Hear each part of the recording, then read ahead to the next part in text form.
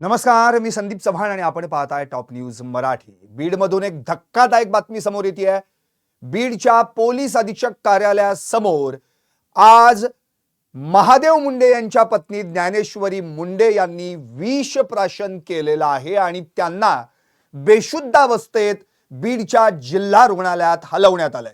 त्यांनी नेमकं कोणतं विष प्राशन केलंय याचीच माहिती नसल्यानं त्यांना आयसीयू मध्ये देखील आता हलवण्यात आल्याची बातमी समोर येते। खरं तर आज महादेव मुंडे यांच्या पत्नी ज्ञानेश्वरी मुंडे आणि संपूर्ण कुटुंब म्हणजे त्यांचे सासू सासरे आणि त्यांची मुलं या सगळ्यांनी आज आम्ही आत्मदहन करणार, जोपर्यंत या प्रकरणातील आरोपींना अटक होत नाही तोपर्यंत आम्ही जागचं हलणार नाही असा इशारा दिला होता। आणि या इशाऱ्यानंतर हे कुटुंब परळी येथून बीड मधील एसपी नवनीत कावत यांच्या कार्यालयासमोर गेलं। नंतर त्यांनी त्यामध्ये एसपींची गाठ देखील घेतली, पुन्हा एकदा आरोपींना अटक करा अशी मागणी देखील केली। पण शेवटी हतबल झालेल्या ज्ञानेश्वरी मुंडे यांनी बाहेर आल्यानंतर मात्र विष प्राशन केलं। या सगळ्या प्रकरणाचं लाईव्ह मी आता तुमच्या समोर करतोय। अर्थात विष प्राशन करण्यापूर्वी त्यांनी जे वाक्य उच्चारलं होतं, माझ्या सिंदूरला न्याय द्या, ज्ञानेश्वरी मुंडेंनी केलं विष प्राशन। एकंदरीत हे सगळं प्रकरण आपल्या सर्वांनाच माहिती आहे। अगदी काल देखील मी याच्यावर लाईव्ह केलं होतं। त्यांचा मुलगा महादेव मुंडेंचा यानं तर अशी इच्छा व्यक्त केली होती की मी आता एसपी कावत यांच्यासारखं बनेन आणि मग आरोपींना मारेन अशी भावना व्यक्त केली होती। आणि ही भावना ज्ञानेश्वरी मुंडे यांनी बाळा बांगरांना सांगताना त्यांना अश्रू अनावर झाले होते। कालच बाळा बांगर यांनी ज्ञानेश्वरी मुंडे यांची भेट घेतली होती आणि सख्या भावासारखा मी तुमच्या पाठीशी आहे, या प्रकरणात न्याय मिळेपर्यंत मी तुमच्या सोबत लढणार असं आश्वासन देखील त्यांनी दिलं होतं। यावेळी ज्ञानेश्वरी मुंडे यांनी अनेक प्रश्न उपस्थित केले होते। गेल्या 18 महिन्यांपासून माझ्या पतीला कुणी मारलं, कशामुळे मारलं, का मारलं याची उत्तरच सापडलेली नाहीयेत। गेल्या 18 महिन्यांमध्ये 7 तपासी अधिकारी बदलले पण एक देखील आरोपी अजून निष्पन्न झालेला नाहीये। आणि अशा वेळी आम्ही गरिबांनी करायचं काय? आज सकाळी त्यांनी हे क्लिअर केलं की 8 दिवसांपूर्वीच मी एसपी कावत यांची गाठ घेतली होती आणि त्यांना म्हटलं होतं जर 8 दिवसात आरोपी अटक झाले नाहीत तर मात्र आमचं संपूर्ण कुटुंब तुमच्या कार्यालयासमोर येऊन आत्मदहन करेल। त्यानुसार त्यांनी म्हटलं, आज सकाळीच त्यांनी प्रसार माध्यमांशी संवाद साधताना सांगितलं की आता प्रतीक्षा संपली, आता सहन होत नाहीये। आरोपी कोण माहितीयेत तरी देखील यांच्यावर राजकीय दबाव आहे।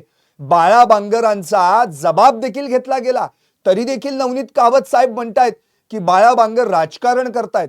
अहो, आम्हाला राजकारण काय करायचे ते घाला चुलीत। आम्हाला महत्वाचा मुद्दा हाच की माझ्या पतीला कुणी मारलं, माझ्या नवऱ्याला कुणी मारलं, त्यांना का मारलं आणि ज्यांनी मारले त्यांना अटक का झाली नाही। यानुसार आज सकाळी या कुटुंबानं परळी शहर सोडलं आणि बीड मध्ये त्या दाखल झाल्या। एसपी कावत यांची गाठ घेतली पण याच दरम्यान त्या बाहेर आल्यानंतर त्यांनी विष प्राशन केलं। या एसपी कार्यालयाबाहेर आज सकाळी त्यांच्याशी काही पोलिसांशी देखील झटापट झाली। यामध्ये त्यांच्याकडे काही ज्वलनशील पदार्थ देखील सापडले, ते पोलिसांनी जप्त केले। पण ज्ञानेश्वरी मुंडे यांनी मात्र माझ्या सिंदूरला न्याय द्या असं म्हणत विष प्राशन केलं। आता या सगळ्या प्रकरणाचा तपास खरं तर गेल्या 18 महिन्यांपासून सुरू आहे पण एकही तपासी अधिकारी या तपासात कायम राहत नाही। आपण पाहिलंय ज्ञानेश्वरी मुंडे यांनी स्टेटमेंट केलं होतं की ज्या कुणाच्या हातात माझ्या पतीच्या या प्रकरणाचा तपास जातो एकतर त्याची बदली होते किंवा तो प्रमोशनवर जातो। आता देखील ज्या केसच्या डीवायएसपींकडे म्हणजे पोलीस उपअधीक्षकांकडे कमलेश मीना यांच्याकडे या प्रकरणाचा तपास होता, त्यांची देखील आता प्रमोशन होऊन बदली झाली आहे। त्यामुळे आता नवीन एखादा कोणतरी तपासी अधिकारी येणार, मग तो पुन्हा एकदा त्या केसचा स्टडी करणार। यासारखंच आम्ही कायम हेच ऐकत बसायचं का आणि हेच बघत बसायचं का? आता सहनशक्ती संपली असं म्हणत या संपूर्ण कुटुंबानं आज एसपी ऑफिस गाठलं आणि आत्मदहन करण्याचा इशारा दिला। आता प्रश्न हा उरतो की बाळा बांगर यांनी काही दिवसांपूर्वीच या प्रकरणामध्ये खरं तर त्यांनी आपला जबाब नोंदवला होता. आपल्याला आठवत असेल, बाळा बांगरांनी त्याआधी एक पत्रकार परिषद घेतली होती आणि वाल्मिक कराड आणि त्याच्या मुलाला 302 मध्ये या गुन्ह्यात अटक करा अशी मागणी केली होती. शिवाय 2 ते 2.5 वर्ष ज्या वाल्मिक कराडचा बाळा बांगर सहकारी राहिले होते, त्याच्या सगळ्या कारनाम्यांविरुद्ध त्यांचा सगळा कच्चा चिट्टा मी बाहेर काढणार असं बाळा बांगर यांनी म्हटलं होतं. त्यानुसार त्यांनी महादेव मुंडे प्रकरणात देखील काही गौप्यस्फोट केले. त्यानुसार महादेव मुंडे यांना मारल्यानंतर मारेकऱ्यांनी त्यांच्या शरीराचा एक मांसाचा तुकडा काढून तो वाल्मिक कराडच्या समोर टेबलवर ठेवल्याचं त्यांनी या ठिकाणी सांगितलं. इतकंच नव्हे तर खिशातून मांसाचे तुकडे घेऊन फिरत होते असं देखील त्यांनी म्हटलं. यावेळी वाल्मिक कराडनं या सगळ्या मारेकरांना शाबासकी देत त्यांना गाड्या देखील गिफ्ट दिल्या होत्या. हे सगळं जेव्हा या माऊलींनी म्हणजे ज्ञानेश्वरी मुंडेंनी ऐकलं तेव्हा त्यांच्या काळजात धस्स झालं आणि त्याच वेळी आपण आत्महत्या करूया असा विचार त्यांच्या डोक्यात आला. पण या सगळ्या प्रकरणात त्यांना बाळा बांगर एक आशेचा किरण कुठेतरी वाटला, जेणेकरून बाळा बांगरांचा जबाब नोंदवल्यानंतर तरी पोलीस आता या प्रकरणात गतीनं कारवाई करतील, तपास पूर्ण करतील. पण झालं उलटच. 10 ते 15 दिवस उलटून गेले, बाळा बांगरांचा जबाब झाला, पण यानंतर बाळा बांगरांच्या बद्दल SP कावत काय म्हणाले हे ज्ञानेश्वरी मुंडेंनी सांगितलं. स्वतः ज्ञानेश्वरी मुंडे SP कावत यांना अख्खं कुटुंब घेऊन एक 6 दिवसांपूर्वी भेटायला गेल्या होत्या. तेव्हा SP कावत म्हणाले की बाळा बांगर राजकारण करतायत आणि यामध्ये काही ठोस असा एव्हिडन्स सापडत नाहीये, त्यामुळे आम्ही आरोपी म्हणून कुणाला डिटेक्ट करायचं. जर उद्या आम्ही काही आरोपींची नावं घेऊन त्यांना अटक केली तर उद्या ते या केसमध्ये शेवटपर्यंत टिकू शकणार नाहीत. त्यामुळं आमचा प्रयत्न सुरू आहे. आता हे ऐकल्यानंतर ज्ञानेश्वरी मुंडे हतबल झाल्या. शेवटी त्यांना केसच्या कमलेश मीना ज्यांच्याकडे या प्रकरणाचा तपास आहे त्यांच्याकडे पाठवलं गेलं. त्या ठिकाणी गेल्यानंतर त्यांना वेगळीच माहिती हाती आली. तिथे तर कमलेश मीना हे बदलीच्याच तयारीत होते, कारण की त्यांची प्रमोशनवर बदली झाली होती. म्हणजे आणखी एक नवीन तपासी अधिकारी आता या प्रकरणात ऍड होणार आहे. 18 महिने 1 खून 7 तपासी अधिकारी. 8वा जो अधिकारी कोण येणार आहे काही माहित नाही. खरं तर यामध्ये अगदी सुरुवातीला PI सानप यांनी या प्रकरणाचा तपास सुरू केला. अगदी त्यांनी आरोपी डिटेक्ट केले, त्यांची नावं नंबर्स काढले, पण त्यांच्यावर राजकीय असो किंवा आणखी इतर कुठला दबाव आला आणि या केसमध्ये हे आरोपी नको, हे आरोपी घ्या, यांची नावं घ्या आणि त्यांना आत घाला असं त्यांना सांगण्यात आल्यानंतर त्यांनी आपली बदली करून घेतली. त्यानंतर सपकाळ आले, नंतर गुलबर्गे आले, नंतर दैफळे आले, नंतर नाचण आले, नंतर DYSP अनिल चोरमले आले, नंतर SP कावत यांनी DYSP कमलेश मीना यांची नेमणूक केली. त्यांच्यासोबत एक पथक देखील नेमलं. साबळे हे त्या पथकाचे प्रमुख होते आणि त्यांच्यासोबत 5 कॉन्स्टेबल्स होते. पण नंतर कमलेश मीना यांचीच बदली झाल्याचं कळलं. म्हणजे 18 महिन्यांमध्ये ज्यांचा खून झालाय त्याचे आरोपी कोण आहेत ते अजून निष्पन्नच झालेलं नाही असं म्हणून पोलीस हात वर करतायत. तिकडे छत्रपती संभाजीनगर खंडपीठामध्ये देखील या प्रकरणी महादेव मुंडे यांच्या कुटुंबियानं याचिका दाखल केली आहे. पण तिथंही तारीख पे तारीख याच्या पलीकडे वेगळं काहीच नाहीये. शेवटी ही माऊली वैतागली, कंटाळली. काल तर बाळा बांगर यांच्या समोर त्यांनी आपल्या मुलाला काय वाटतंय हे सांगितलं आणि त्याच्यावर तो मुलगा काय म्हणाला होता, मम्मी आता मला सुद्धा SP कावतांसारखं बनून या आरोपींना मारावंसं वाटतंय. म्हणजे त्याला SP कावत म्हणजे पोलीस अधिकारी बनायचंय आणि आपल्या वडिलांना न्याय मिळवून द्यायचा आहे. बीड जिल्ह्यात अशी किती मुलं आहेत ज्यांना आपल्या वडिलांना न्याय मिळवून द्यायचा आहे?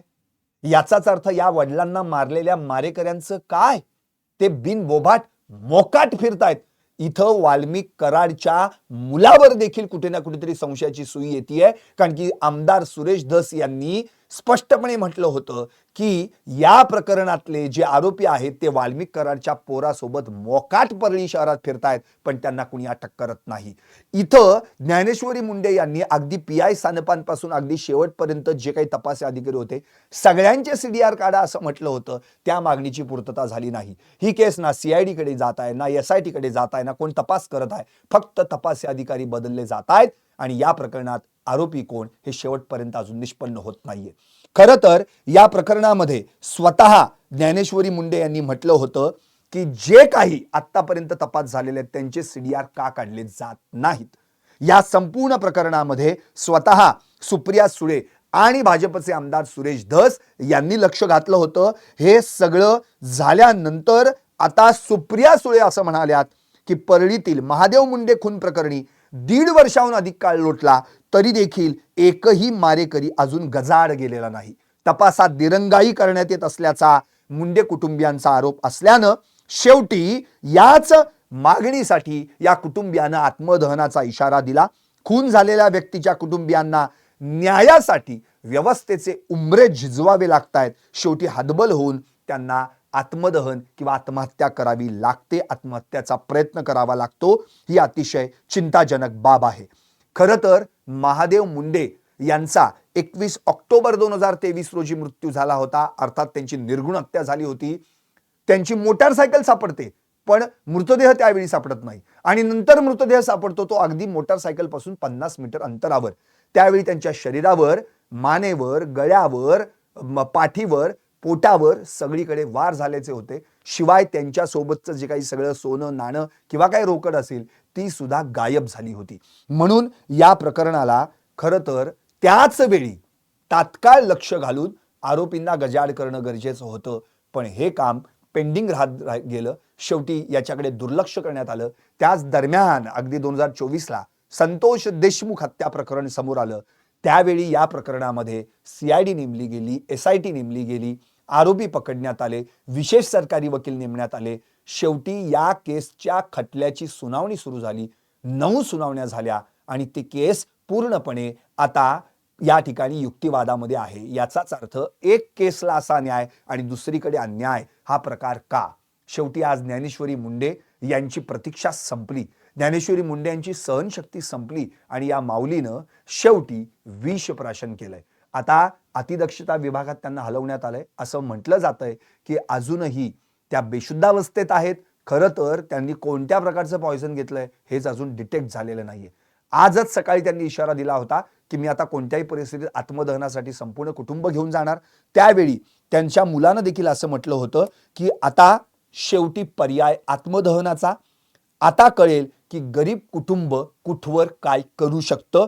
ह्या त्यांच्या मुलाची वाक्य आहेत आणि न्याय तर मिळत नाहीच. आता आरोपींची नावं सांगितल्याशिवाय आम्ही इथून हलणार नाही.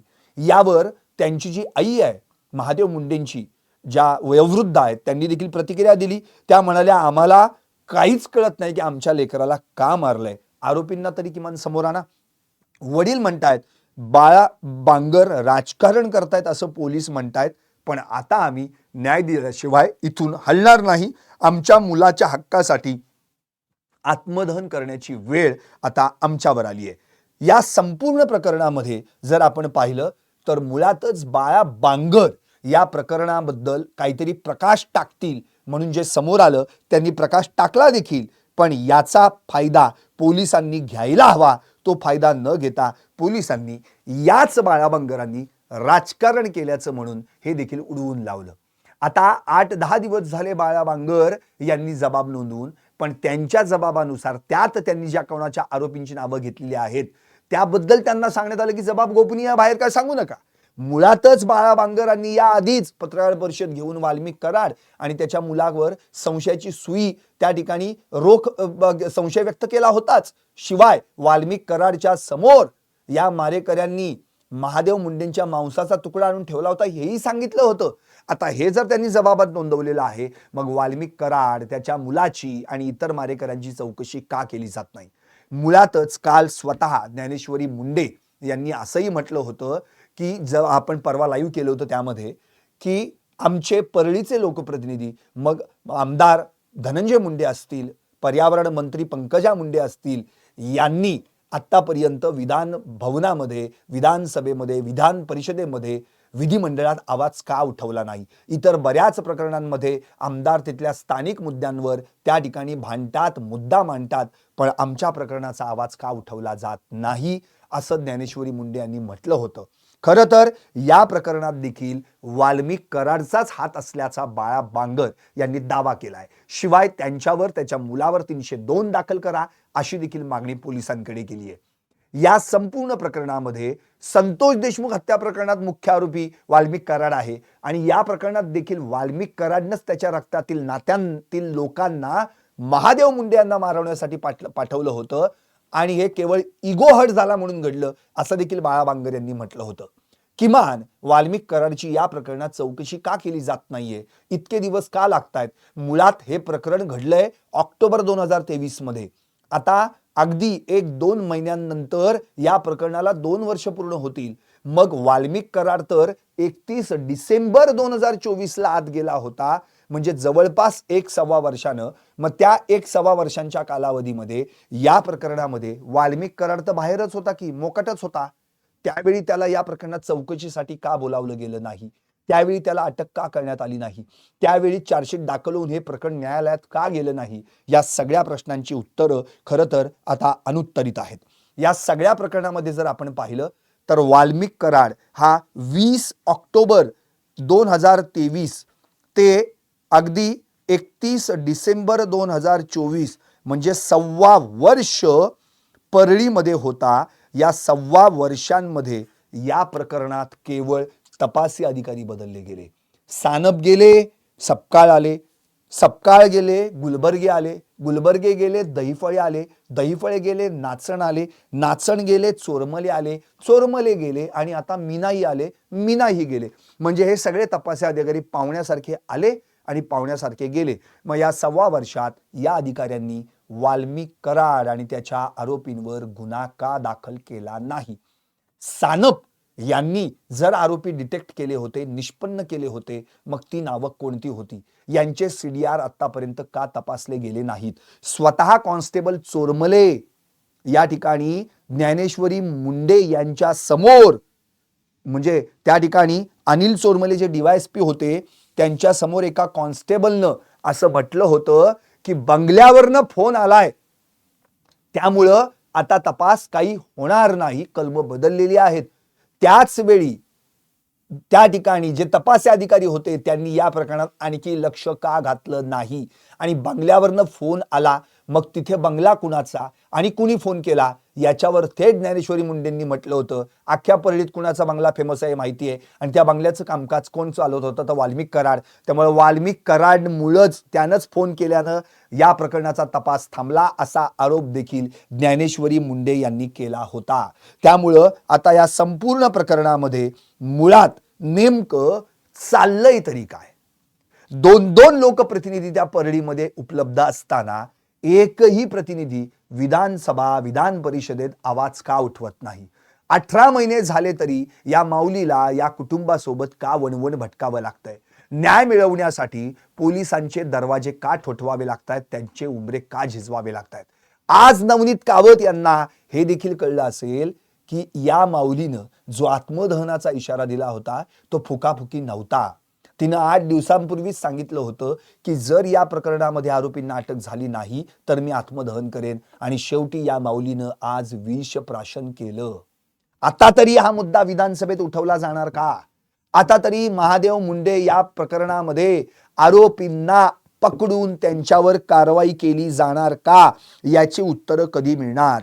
ते प्रकरण आणि घटनाक्रम मी तुम्हाला पुन्हा एकदा सांगतो. 20 ऑक्टोबर 2023च्या संध्याकाळी महादेव मुंडे 6 वाजता ट्युशनवरून त्यांनी मुलांना घेऊन घरी सोडलं.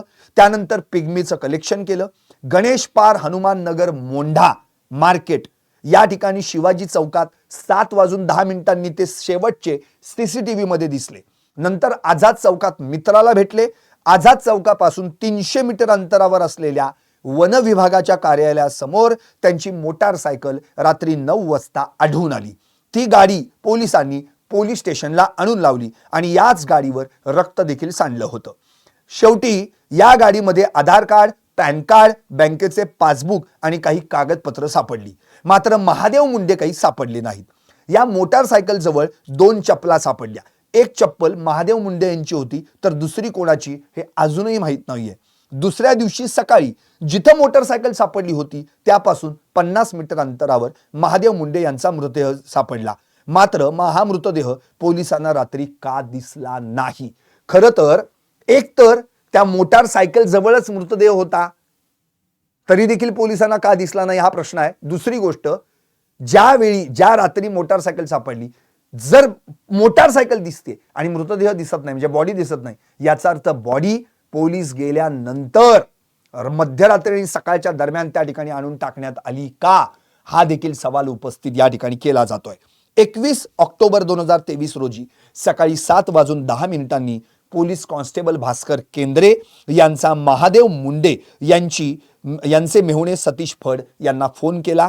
हा फोन आल्यानंतर सतीश फड यांनी तात्काळ त्यांच्या दाजींना फोन केला, मात्र तो फोन स्विच ऑफ असल्याचं त्या ठिकाणी आढळून आलं. मग सतीश फड यांनी मुंडे यांच्या बँक कॉलनीतील घरी जाऊन भेट दिली. तिथं ज्ञानेश्वरी मुंडे यांनी ते तुळजापूरला गेल्याचं सांगितलं. महादेव मुंडे यांचा मृतदेह सापडल्यानंतर मोबाईल, अंगठी, लॉकेट आणि पिग्मी कलेक्शनचे साधारण 1 ते 1.5 लाख रुपये गायब झाले होते. मृतदेहाचं शवविच्छेदन करून मृतदेह मुंडे कुटुंबियांच्या ताब्यात देण्यात येण्याऐवजी तो पोलीस ठाण्यात ते ठेवणार होते आणि पोलिसांनी 8 दिवसात आरोपी ताब्यात घेण्याचं आश्वासन दिल्यामुळे शेवटी मुंडे कुटुंबियानं हा मृतदेह ताब्यात घेऊन अंत्यविधी केला. अगदी अलीकडे आपल्याला आठवत असेल, ज्ञानेश्वरी मुंडेंनी SP कावत जेव्हा त्या ठिकाणी नवीन SP म्हणून रुजू झाले तेव्हा उपोषण देखील सुरू केलं होतं. पण कावत साहेबांनी त्यांना आश्वासन दिलं, आम्ही लवकरात लवकर आरोपी अटक करू, त्यामुळे त्यांनी उपोषण स्थगित केलं. पण तेव्हापासून आजपर्यंत अगदी SPंना सुद्धा येऊन, कावत साहेबांना येऊन आता 7 महिने झाले. आधीचे 11 महिने आणि हे 7 महिने फक्त पोलीस ठाण्याचे उंबरे झिजवले गेले. याच्या पलीकडे ज्ञानेश्वरी मुंडेंच्या हाती काहीही लागलं नाही. आणि आज अखेर ज्ञानेश्वरी मुंडे यांना या प्रकरणी शेवटी आत्मदहन करण्याचा इशारा द्यावा लागला आणि अखेर त्यांनी आत्महत्येचा प्रयत्न केला, विषप्राशन केलं. आता या सगळ्या प्रकरणामध्ये जर आपण पाहिलं तर मुळातच या माऊलीला कोणीतरी आधार देण्याची गरज आहे. बाळा बांगर यांच्या रूपानं एक सक्का भाऊ म्हणून त्यांच्या मागे कोणतरी उभा आहे म्हणून त्यांना एक आधार वाटला. त्यांच्या जबाबामुळे तरी निदान या प्रकरणातील आता आरोपी अटक होतील असं त्यांना वाटलं. पण पुन्हा एकदा परिस्थिती तीच. तपासी अधिकारी कमलेश मीना यांच्याकडे तपास गेल्यानंतर तरी आता काहीतरी आरोपींचा सुगावा लागेल असं वाटलं, पण काही झालं नाही. त्यांची देखील प्रमोशनवर बदली झाली, त्यामुळे तपास देखील आता तसाच पडलाय. एकंदरीत ना पोलीस मदत करत आहेत, ना कुठले त्या ठिकाणी राजकीय लोकप्रतिनिधी त्यांना मदत करतायत, ना सरकार काही करत आहे. त्यामुळे अशा वेळी या कुटुंबानं करायचं काय? आज त्यांच्या मुलाच्या तोंडातलं वाक्य होतं की आता यांना कळेल की आम्ही गरीब कुटुंब कुठवर जाऊ शकतो, काय करू शकतो. विचार करा, यावेळेला लहान मुलाच्या तोंडातून हे वाक्य, ज्याच्या तोंडातून परवा एक वाक्य आलं होतं की मी देखील SP कावतांसारखं बनून आरोपींना मारेन म्हणून. म्हणजे मला हा प्रश्न पडलाय की बीडमधले असे किती जण आहेत, किती लहान लेकरं आहेत की ज्यांना आपल्या वडिलांना न्याय मिळवून देण्यासाठी लहानपणापासूनच झगडावं लागतंय. त्यांच्या केसेस दुर्लक्षित केल्या जातात, त्यांच्याकडे कोणी लक्ष देत नाही, ना पोलीस त्यांना जवळ करत आहेत, ना कोणी राजकीय लोकप्रतिनिधी या प्रकरणामध्ये लक्ष घालत आहेत. त्यामुळं या सगळ्या प्रकरणात खरं म्हणजे आता नेमकं काय चाललंय हाच प्रश्न या ठिकाणी उपस्थित होतोय. या संपूर्ण प्रकरणामध्ये जेव्हा सुरेश धस आणि सुप्रिया सुळे यांनी आवाज उठवला होता तेव्हाच खरं तर या प्रकरणाला आणखी चांगल्या पद्धतीने गती देणं गरजेचं होतं, पण ती गती काही या ठिकाणी मिळाली नाही. आता या ठिकाणी अतिदक्षता विभागामध्ये खरं तर त्यांना हलवण्यात आलेलं आहे आणि खरं तर या संपूर्ण प्रकरणात जर आता बघितलं आपण तर 18 महिने होऊन देखील या प्रकरणात जर न्याय मिळत नसेल तर अशा वेळी या ठिकाणी या गरीब कुटुंबानं करायचं काय? खरं तर म्हणजे त्यांचं नावच ज्ञानेश्वरी आहे, या माऊलींनी करायचं काय? आतापर्यंत इतके वेळा त्या पोलीस स्टेशनला गेल्या, आपल्या टाचा झिजवल्या, त्यांनी त्यांच्या उंबऱ्यावर जाऊन मागणी केली की काही करून माझ्या नवऱ्याच्या प्रकरणात जे आरोपी आहेत त्यांना अटक करा, पण अजूनही त्यांना या प्रकरणी अटक झाली नाही. शेवटी महादेव मुंडे यांच्या पत्नी ज्ञानेश्वरी मुंडे यांना टोकाचं पाऊल उचलावं लागलं. आता या सगळ्या प्रकरणामध्ये जर पाहिलं तर पोलिसांनी भले आज वेळीच मध्यस्थी जर केली असती तर कदाचित या ठिकाणी हा प्रकार घडला नसता आणि अनर्थ टळला असता. पण काही वेळातच ज्ञानेश्वरी मुंडे यांनी पुन्हा एकदा विषप्राशन केल्याची बातमी समोर आली. एक तर या संपूर्ण प्रकरणामध्ये मुळात पोलिसांना आरोपी माहीत आहेत, नावं निष्पन्न झाली आहेत, तरी देखील पोलीस त्यांना का अटक करत नाहीयेत अशी मागणी या ठिकाणी ज्ञानेश्वरी मुंडे यांनी केली होती. आणि पोलिसांच्या संपूर्ण आतापर्यंतच्या तपासावरच एकतर प्रश्नचिन्ह उभं केलं होतं. पण या सगळ्या प्रकरणामध्ये आतापर्यंत कुणालाही एकालाही त्या आरोपीपर्यंत जाण्यास किंवा त्या आरोपींना अटक करण्याचं धाडस एकाही पोलिसांनी दाखवलेलं नाहीये. त्यामुळं आता तरी निदान पोलिसांनी त्या माऊलीच्या जीवावर बेतलेलं आहे, आता तरी या प्रकरणात लक्ष घालावं आणि कोणत्याही परिस्थितीत या प्रकरणात कशा पद्धतीनं तात्काळ सूत्र हलवून या ठिकाणी या माऊलीला न्याय देता येईल, महादेव मुंडेंच्या कुटुंबियाला न्याय देता येईल यासाठी प्रयत्न करावा. याच्या पलीकडे दुसरं काहीच नाहीये. खरं तर टॉप न्यूज मराठीच्या माध्यमातून आपण 2 ते 3 वेळा ज्ञानेश्वरी मुंडे यांची मुलाखत घेऊन या प्रकरणावर प्रकाश टाकण्याचा प्रयत्न केला. अगदी बाळा बांगर यांच्याशी देखील आपण संवाद साधून या प्रकरणात नेमकं तुम्ही कशा पद्धतीने मदत करणार आहात हे देखील आपण सगळ्या प्रसार माध्यमातून संपूर्ण महाराष्ट्रासमोर मांडलं. पण आज बाळा बांगरांचा जबाब होऊन देखील ते हतबल आहेत. ते फिर्यादी साक्षीदार बनायला तयार आहेत, तरी ते राजकारण करतायत असं पोलीस म्हणतात. खरं राजकारण कोण करताय? 18 महिन्यांमध्ये या प्रकरणातले आरोपी का पकडले गेले नाहीत? असा काय मोठा या प्रकरणामध्ये आरोपी अगदी पार त्या कुठेतरी लांब जाऊन बसलेत? अहो सगळे परळीतलेच आहेत, मोकाट फिरतायत परळीत. अहो त्या संतोष देशमुख प्रकरणात तर कृष्णा आंधळे जो ऑलरेडी फरार होता कागदोपत्री, त्याला सुद्धा तुम्ही पकडू शकला नाहीत. आणि आता महादेव मुंडे प्रकरणात तर 6 आरोपी मोकाट फिरतायत, तरी देखील त्यांना पकडलं जात नाही. आता पोलिसांवर नेमका कुणाचा राजकीय दबाव आहे हे पोलिसांनीच एकदा जाहीर करून टाकावं ना. 7 पोलीस अधिकारी बदलण्यापेक्षा हा तपास CID कडे द्यावा, SIT कडे द्यावा. आपल्याकडनं होत नसेल ना तर पोलिसांनी या प्रकरणामध्ये ही फाईलच बंद करावी असं स्वतः ज्ञानेश्वरी मुंडे म्हणाले होते की बाद झालं, तुम्हाला जमत नसेल तर एकदाशी बंद करून टाका. शेवटी या माऊलीला आज विष प्यावं लागलंय. आता तिच्या जीवाला काय बरं वाईट झालं तर याची जबाबदारी कोण घेणार? आणि तिने म्हटलेलं आहे जाताना, माझ्या सिंदूरला न्याय द्या. आता हा न्याय देण्याची वेळ सरकारची आहे, हा न्याय देण्याची वेळ पोलिसांची आहे आणि हा न्याय देण्याची वेळ या परळीतल्या लोकप्रतिनिधींची आहे. पाहत राहा टॉप न्यूज मराठी, आपला महाराष्ट्र, आपली बातमी.